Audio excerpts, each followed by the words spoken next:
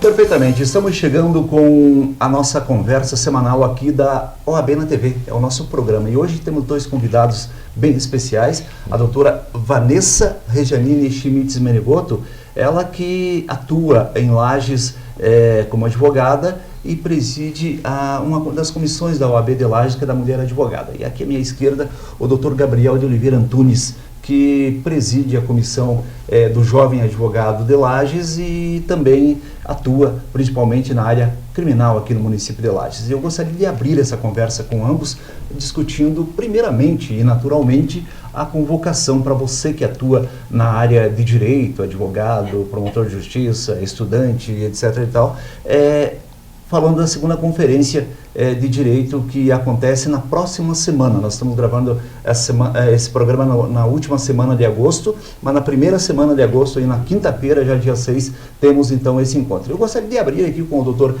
Gabriel de Oliveira Nunes, porque um dos conferencistas tem a ver e muito com a área que ele atua, que é a área criminal. É o doutor Joel Rogério Furtado Filho, que é promotor de justiça, atua no GAECO de Lages e, naturalmente, ele tem muito a oferecer em termos de conferência e de informação, não, doutor? Exatamente. O doutor Joel é um promotor já que atua há muitos anos aqui em Lages. Ele tem aí diversos casos, inclusive do Tribunal do Júri, é uma pessoa muito competente, professor na Universidade do Planalto Catarinense, e vai estar agregando o valor à nossa conferência falando da persecução penal, que é um tema que é bem atual e vem aí a explorar a nova doutrina jurídica penal. Perfeitamente. O doutor Joel Rogério Furtado Filho, ele participa da conferência na sexta-feira, dia 7 pela manhã, é a primeira conferência. E no período da tarde da sexta-feira, ainda emendando aqui com o doutor Gabriel, quem participa, aliás, ainda na sexta de manhã, é o doutor Márcio Vicari. Por que eu quero conversar com o doutor Gabriel a respeito? Porque o doutor Márcio Vicari vem falar sobre sustentação oral perante os tribunais. Para quem chega na atividade jurídica, é necessário e é importante que tenha uma certa vivência, pelo menos um certo aprendizado nessa linha, né, doutor? Com certeza, a sustentação oral ela é a base do direito penal. Hoje nós conseguimos reverter aí diversas sentenças e decisões nos tribunais à medida que você tem o contato com os desembargadores e opõe aí os contrapontos do processo. É um tema bem interessante que vale a pena para todas as áreas, na verdade. Também. Perfeitamente. Doutora Vanessa Rejanine Menegoto, nessa conferência, além da boa relação de conferencistas, o objetivo também é integrar os profissionais da área de direito e permitir que eles se atualizem, não? Sim, Edson. A conferência, além de ser um momento de estudo, a gente tem uma oportunidade também de se reaproximar dos colegas, né, no ambiente acadêmico. Então, a conferência ela vem justamente para promover esse tipo de encontro para os profissionais da área do direito. A atualização, que é até importante, né, em âmbito jurídico, porque a gente sabe da mutação constante das legislações, mas também a aproximação entre colegas, porque a área do direito, por ser um ramo da área das ciências sociais, a gente precisa fortemente manter os nossos laços muito fortes, porque além das conquistas profissionais, as conquistas interpessoais com os advogados é muito vantajosa. E a gente, obviamente, vai estar lá, né? Perfeito. O doutor Antônio Hucken é quem faz a abertura na quinta-feira. Ele que é um advogado de bastante referência aqui na Serra, né? Ele é um ícone, né, da advocacia serrana e, por que não, da catarinense, tanto que concorreu ao 5º Constitucional junto ao Tribunal de Justiça, e para nós, advogados da Serra, tê-lo como palestrante na abertura vai ser um momento único, né? E, inclusive, acredito que vai servir como inspiração, porque o evento também contará com um público acadêmico, para inspirar esses acadêmicos que estejam ali na dúvida de qual caminho seguir no direito, de optar pela advocacia, que é uma profissão tão nobre, para mim uma das mais, E ele vai ser um grande motivo de inspiração, tanto para eles quanto uma reafirmação para nós que somos advogados. Perfeitamente. A doutora Vanessa, ela não atua especificamente na área previdenciária, mas na conferência vai ter uma palestra, uma conferência com o doutor Guilherme Caon, que é juiz especial federal da área previdenciária. E, de certa forma, é importante se atualizar também nessa linha, porque trazer um magistrado que atua lá para orientar e para esclarecer dúvidas acaba sendo uma coisa de maneira prática e importante, né? Sim, a gente concebe hoje a advocacia não mais aquela advocacia genérica, né? Cada vez mais o profissional que atua na advocacia, ele tem o dever de se tornar especialista em alguma grande área, até para que ele possa ser mais sabedor daquele determinado assunto e transmitir isso para os seus clientes. E na questão previdenciária, a gente percebe que hoje o Lages já tem um nicho muito forte de advogados atuantes nessa área. Então, esses profissionais, de modo geral, serão agraciados com essa brilhante palestra do doutor...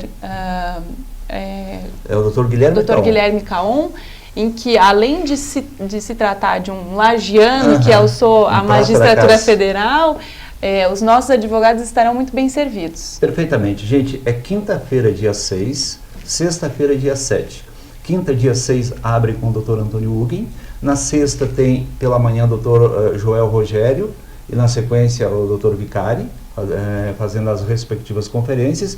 E ela encerra com o Dr. Guilherme Caon na sexta-feira à tarde. Antes do Dr. Guilherme Caon, tem o Dr. Jorge Aguiar, não é isso, Dr. Gabriel? Isso mesmo, o Dr. Jorge Aguiar, que é líder da Comissão dos Juizados Especiais do Mato Grosso.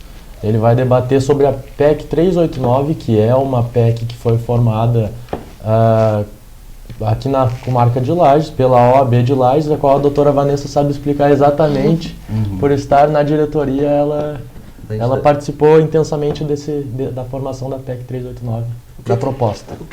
Qual é a linha dessa PEC, que inclusive tem o dedo da deputada Carmen Zanotto? Tem. A PEC 389, ela tem a origem maior ao OAB Lages justamente de prever vamos dizer assim, a inclusão na Constituição Federal, de prever a figura do quinto constitucional nos juizados especiais em âmbito estadual e federal, na composição das turmas recursais, sejam elas nas turmas recursais no âmbito estadual ou nas turmas recursais de uniformização ou federal. Porque hoje a atual composição dessas turmas, ela é formada exclusivamente por 3 magistrados que atuam na comarca, né? E a gente percebe, em contrapartida ao modelo existente nos tribunais, onde se tem a figura do quinto constitucional, seja do advogado ou do promotor de justiça, que a ausência dessas figuras junto às turmas recursais, os julgamentos, eles tendem a não ser tão sensíveis quando se tem a presença e o conhecimento da advocacia, porque o conhecimento do advogado é o direito da prática, que o magistrado, por mais zelo que se possa ter e conhecimento sobre a legislação, às vezes não tem aquela percepção que o advogado tem. Então a PEC 389, ela vem justamente promover a revolução, vamos dizer assim, desse cenário, na medida em que ela passará a incluir o advogado na figura do quinto constitucional. E a deputada Carmen Zanotto, ela foi a deputada que conseguiu colher todas as assinaturas para que nós pudéssemos ter o quórum mínimo de aprovação, e a PEC atualmente já teve o despacho de admissibilidade na Câmara dos Deputados e agora aguarda a inclusão em pauta para a votação. Doutor Gabriel, porque essa estruturação desse tipo de julgamento através dos juizados especiais se torna interessante porque com a criação deles, eu acho que foi em 99, né, que se criou os juizados especiais, através da própria lei 9.099. Né? Hoje, boa parte das ações se canalizam exatamente para esse rito mais rápido, mais objetivo, né? O objetivo do rito é ser mais célere e dar uma resposta jurisdicional mais rápida. Tendo o advogado ali fazendo parte do julgamento, certamente vai facilitar porque ele entende o dia a dia, entende a necessidade do cliente. Ele já teve defendendo alguém e ali ele vai botar em prática todos no caso os anos que ele atuou, ele vai ter a sensibilidade de analisar caso a caso, não não como só juiz, mas também um juiz somado ao tempo de experiência como advogado. E se o quinto constitucional funciona e funciona bem nos tribunais, e a gente sabe que funciona, vai se estender também para essa linha. Com certeza.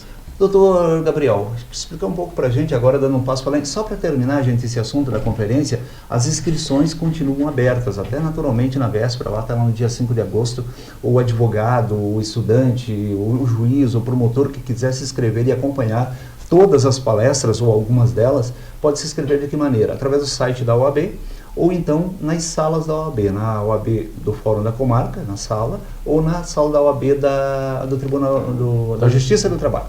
Então é só dar uma chegada lá que as atendentes, excelente atendimento por sinal, né, estão à disposição lá para ajudar. E vamos participar, como disse a doutora Vanessa, é uma forma de integrar e acumular um pouco mais de conhecimento. Eu quero lembrar também, Edson, que o curso terá para os estudantes o valor de 9 horas aula, que será certificado, que eles usam como certificação para estágio extracurricular no final da faculdade. Né? E a gente sabe, para quem passa nos bancos de faculdade, que isso aí faz bastante diferença lá no final. Com certeza.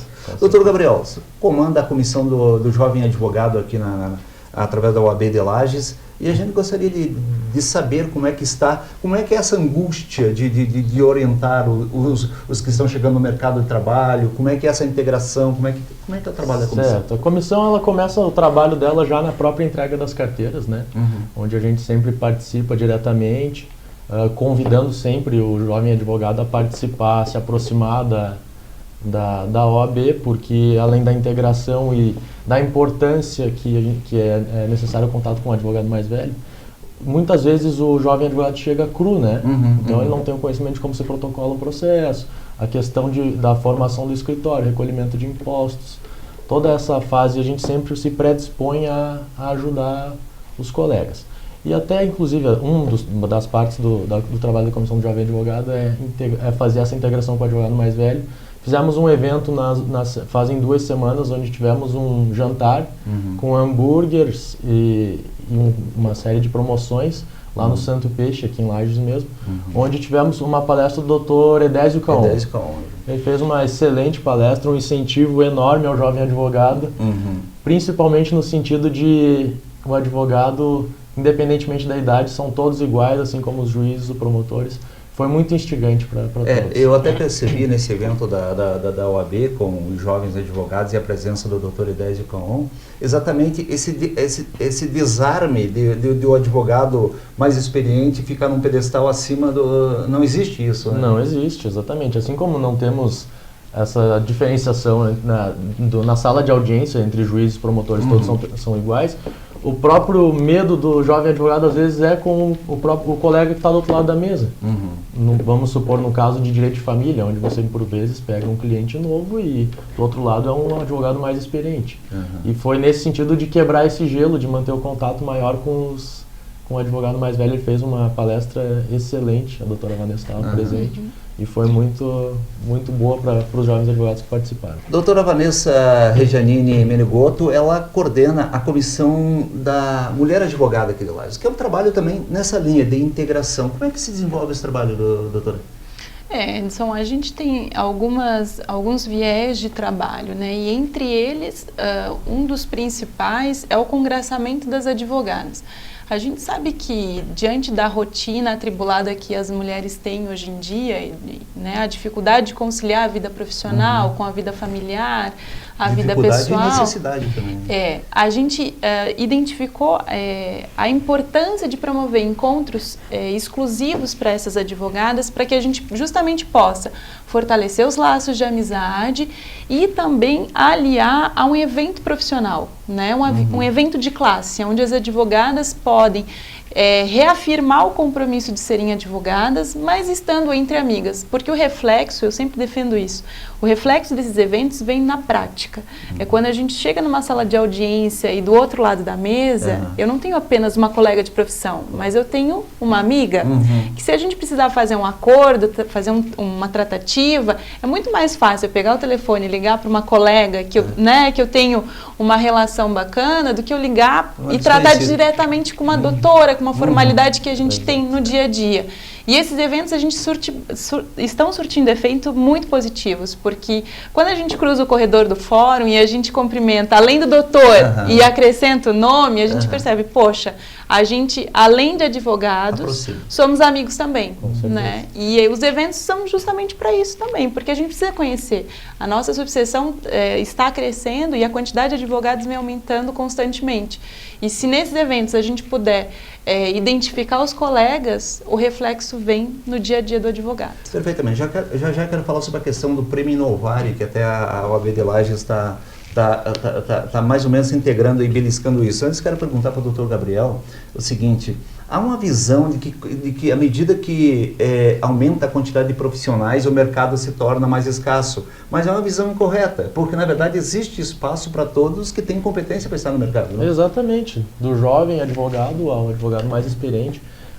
Hoje em dia, o jovem advogado, a gente nota que tem buscado uma especialização, inclusive aí buscando áreas que não são tão exercidas, ou às vezes tem poucos profissionais, mas independentemente da área tem espaço para todo mundo, as causas estão aí, depende, é claro, da competência do colega. A doutora Vanessa até chama a atenção que hoje a tendência é não termos o advogado clínico geral. A tendência é a especialização em determinada área? A tendência é a especialização. Eu sou de uma família de advogados, então, anos atrás, aí, 30, 40 anos atrás, quando começaram, o normal era ser o advogado clínico geral, que a gente chama.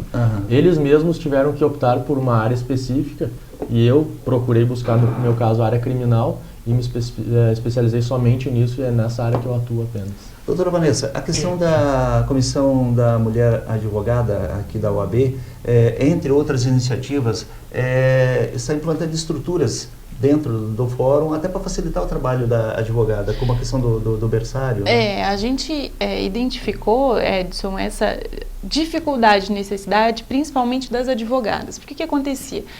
As advogadas que estavam grávidas ou então que estavam lactantes com bebês de colo, ainda assim elas eram advogadas. A maternidade tinha que ser aliada à advocacia. Até porque o profissional liberal não tem licença... A licença maternidade. Exato. E essa foi uma reivindicação antiga que a gente vinha percebendo e a necessidade de adaptar os ambientes forenses, porque a realidade dos ambientes forenses há 10 anos atrás era um ambiente frequentado em sua maioria por homens. Tinham muito mais advogados, mais juízes, né? E com a inserção da mulher na advocacia, no poder judiciário, esse ambiente tem que ser adaptado a ela, porque a maternidade não pode ser uma pena para a mulher, seja ela servidora, seja ela advogada. E diante dessa realidade, a Comissão da Mulher Advogada, de forma pioneira, nós fizemos visitas aos diretores dos foros aqui na comarca de Lages, justamente reivindicando o quê? A adaptação do ambiente forense para a implantação de fraudários e ambientes exclusivos para amamentação, bem como a concessão de tratamento prioritário nas audiências quando haja advogada ou parte gestante, lactante ou com bebês de colo. E nós obtivemos êxito nos nossos pleitos, de forma que a Justiça do Trabalho, como é uma justiça em que hoje ela é composta por 6 magistradas, a sensibilidade ficou mais aguçada. E a gente conseguiu implantar, né, o fraudário e a sala de amamentação, bem como, por meio de uma portaria administrativa, todas as ações trabalhistas em Lages, seja advogada ou seja parte, por seu advogado, havendo a postulação de que ela se enquadra em uma dessas 3 situações, o atendimento prioritário é concedido na hora. Então, na pauta de audiência, se eu, advogado, estiver gestante ou se a minha cliente estiver, o horário daquela audiência passa a ser o primeiro da pauta. Justamente para a gente dar um tratamento condigno para aquela mulher e para aquela criança. Porque o que acontecia? Um ambiente muito formal como é o do fórum e às vezes muito masculinizado, a mulher se sente constrangida e já tem as dificuldades, né? Às vezes está em fim de gravidez ou às vezes tem que fazer a higiene da criança. Dessa forma a gente conseguiu atender esses anseios e respeitar essa condição que é um momento tão especial da mãe e da criança, né? Humaniza bastante. É uma humanização da justiça, exatamente, Edson. Essa questão, o Prêmio Inovare, na verdade, é um prêmio nacional que vai atrás de exemplos da área de justiça, até para espalhar para outras partes do país. É o prêmio que ele visa identificar as boas práticas da justiça brasileira. Os representantes estiveram aqui. E aí a gente inscreveu o nosso projeto aqui do Fraudário da Justiça do Trabalho, e na semana passada, na quinta-feira, nós tivemos a visita da avaliadora do Inovari, conhecendo as instalações da Justiça do Trabalho, e foi um dia muito especial, porque tinha pauta de audiências de manhã e à tarde. Então, a Justiça do Trabalho estava bem frequentada, tinha criança, então foi uma tarde bem gratificante, porque a avaliadora pôde conversar com advogadas que estão gestantes, que militam ali, que já receberam o tratamento prioritário. E aí sim, a partir dessa visita, o próximo passo é ela confeccionar um relatório e encaminhar para Brasília, porque a seletiva ocorre em novembro e a premiação em dezembro. E a gente sabe que com os poucos recursos que nós fizemos, que tudo ali foi feito com doação das magistradas, dos advogados, dos servidores. É um exemplo a ser levado Brasil afora. Tomara, vamos ficar na torcida aí. O doutor Gabriel de Oliveira Antunes atua na área criminal, e eu até tenho uma pergunta para ele, agora mais na área dele, porque existe uma angústia das pessoas, doutor, de que a lei é demorada, a sentença demora muito, e quando vem, geralmente não penaliza como se tinha expectativa de penalizar. Onde é que está o erro? Ou existe erro nisso? Na verdade, não existe o erro. O que acontece é que os nossos tribunais, nossa justiça, de fato, ela tem poucos funcionários para muitos processos, mas ao final das condenações, aí a gente tem percebido que a lei tem sido aplicada. O que por vezes ocorre, que a mídia também acaba buscando, nesse sentido de não foi condenado como já está em casa, é porque existe o sistema progressivo de cumprimento de pena. Então você começa, dependendo da pena, se ela é acima de 8 anos, você começa em regime fechado, abaixo de 8 anos até 4 em regime semiaberto, de 4 abaixo a pena é no regime aberto. Então, por vezes acontece que o somatório da pena do cliente não alcança, por exemplo, o regime fechado, a pessoa sai no regime semiaberto. O que seria? Pode trabalhar durante o dia e volta para o ergástulo prisional durante a noite para dormir. E nesse sentido vai remindo a pena. Cada 3 dias trabalhados diminui 1 da pena. O que acontece? Sim, de fato, que a causa dessa sensação é o quê? Por vezes o cliente ele é condenado, ele é preso em flagrante delito, a prisão é convertida em preventiva. Essa prisão preventiva ela deveria ser excepcional e não tem acontecido. Eles têm deixado presos preventivamente, mantido e obviamente esse lapso temporal tem que ser descontado a hora que sai a sentença. Daqui a pouco está um ano lá na preventiva. E era um ano que ele tinha de sentença. No final, acaba excluindo. Essa visão que o pessoal tem, o pessoal que eu digo, as pessoas em geral, eu trabalho numa rádio AM, trabalho na Rádio Clube, por exemplo, e eu sinto até certa angústia das pessoas culparem a justiça pela lentidão ou pelo não atendimento da expectativa delas. Claro. Mas, na verdade, a culpa não é da justiça, é da legislação? Não diria que fosse da legislação, talvez da aplicação dela, mas é todo um conjunto, né? A aplicação, por vezes, como eu falei, a prisão preventiva ela deve ser uma medida excepcional. E nem sempre ela tem se tornado excepcional, ela tem se tornado padrão. A maior briga dos advogados hoje no país é a revogação da prisão preventiva. E a aplicação dela, o processo demorado, o excesso de processos, a falta da análise do processo em si, por exemplo, um caso de fato de tráfico de drogas e de uso de drogas. Essa análise, não vou culpar a polícia, ou enfim, mas todo o contexto da apreensão hoje não analisa se é realmente tráfico de drogas ou se é só o uso de drogas. O uso de drogas é uma conduta despenalizada. Ela é uma conduta criminalizada, mas despenalizada. Perfeitamente.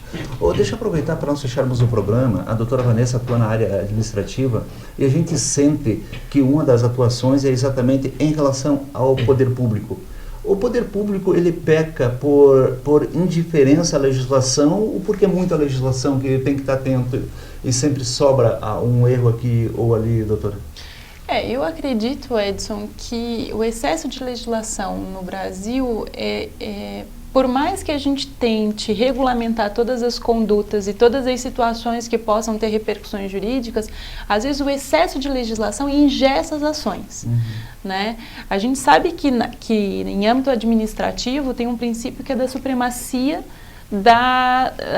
do poder público e em que pese isso venha a resguardar o patrimônio público, às vezes ele vem de encontro ao interesse da sociedade. O excesso de legalidade às vezes impede que as ações aconteçam. Eu atuo muito na área principalmente do direito do servidor público e a gente acaba tendo uma experiência nesse sentido de que muitas das reivindicações dos servidores, muito embora estejam garantidas no estatuto, em legislações esparsas, elas acabam encontrando um obstáculo justamente por ou excesso da previsão legal ou a falta de estrutura do próprio poder público para atender aquela demanda. E aí o que acontece? Quando administrativamente não se resolve, se leva para o judiciário. O que se não se resolve em âmbito administrativo, inevitavelmente vai incorrer para o judiciário resolver. E aí é o que acontece, são as demandas judiciais em volume gigantesco, passivo judicial que às vezes vem a comprometer parte do orçamento do município e que tem que ser pago, tem que ser incluído, tem que ter previsão orçamentária. Então, eu acredito que, além da legislação garantir direitos, tem que haver agentes públicos dispostos também a dar cumprimento à legislação. Porque o que eu digo, não adianta ter direito no papel, na lei, se esse direito não se reverte, por exemplo, para o servidor ou para a sociedade, não adianta. A gente tem leis sem serem aplicáveis. Né? Legal, legal. Ô, gente, então eu acho que é isso, o nosso tempo está esgotando, como passa rápido, né? Passa, nossa. Eu conversei então com o Dr. Gabriel de Oliveira Antunes, ele é coordenador da Comissão do Jovem Advogado aqui da OAB, atua na área criminal aqui em Lages, e também com a doutora Vanessa Rejanine Schmidt Menegoto, ela que coordena a Comissão da Mulher Advogada na OAB e atua na área administrativa. Falamos um pouco sobre a área deles e principalmente sobre a Conferência do Advogado, que acontece a partir da quinta-feira, dia 6, e nós vamos nos encontrar por lá no CCJ da Uniplac. Doutores, obrigado pelas vossas participações. Obrigada. Gente, um abraço, a gente se encontra.